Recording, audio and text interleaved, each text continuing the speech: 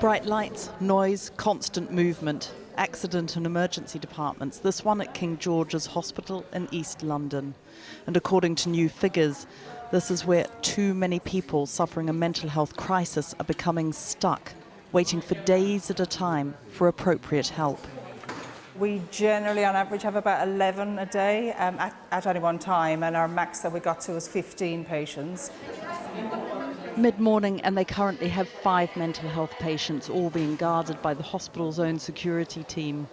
One patient had been there for 54 hours by the time we arrived and was still there when we left.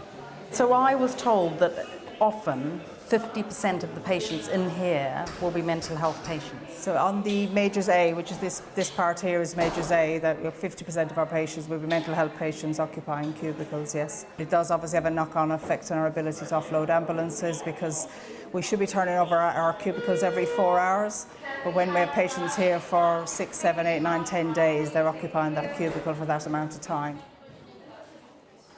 We're shown a hole in the wall. A young patient has hit her head repeatedly. We're dealing with something that we've never seen before in terms of the volumes of these people coming into ED asking for help. It's our job to try to offer them compassionate, safe, effective care when they're here. It's becoming increasingly hard to do this when the service is under so much strain. There are many reasons for this, he says, but it's not helped by the cost of living crisis, housing problems, children and temporary accommodation. And then he says, look at who's coming through the door. The single largest age group is women or children between the ages of 10 and 19. Next after that is women between 20 and 29. The other area where we've seen our very longest waits in emergency departments have not actually been for mental health beds, it's been looked after children who've been waiting for social care placement, and we've seen some extremely long waits with some of these children displaying very challenging behaviour. We've got a young teenager who's just finished 28 days in the emergency department waiting for a placement. The fact that this hospital was willing for us to come in here and film and talk to them about the problem just shows how concerned they are. But what has also become obvious from some of the freedom of information requests that we've made is that this is a nationwide problem. Emergency departments are filling up with mental health patients who need to be somewhere else. And those FOIs by Channel 4 News showed that across England, waits of 3 or 4 days in emergency departments were common, but it was not unusual for them to go over a week. I just do sort of remember me sort of trying to run away from my friend and the ambulance police officers. And that's when I was sort of detained the second time around. The police officers came and detained me. Abby Jackson was in crisis when she was picked up by the police. She spent 2 hours in the van and 10 hours in A&E. I had a lot of patients yelling, patients screaming sort of in the background in the corridors. Obviously the lights in the room was like bright fluorescent lights, and I was feeling exhausted and I couldn't go to sleep or anything. So it was really distracting, it didn't help my mood at all. If someone walks into A&E and they're in a mental health crisis, then they've got that in their head that they want to end their life. They shouldn't be made to wait on their own and made to wait that long because they're in crisis.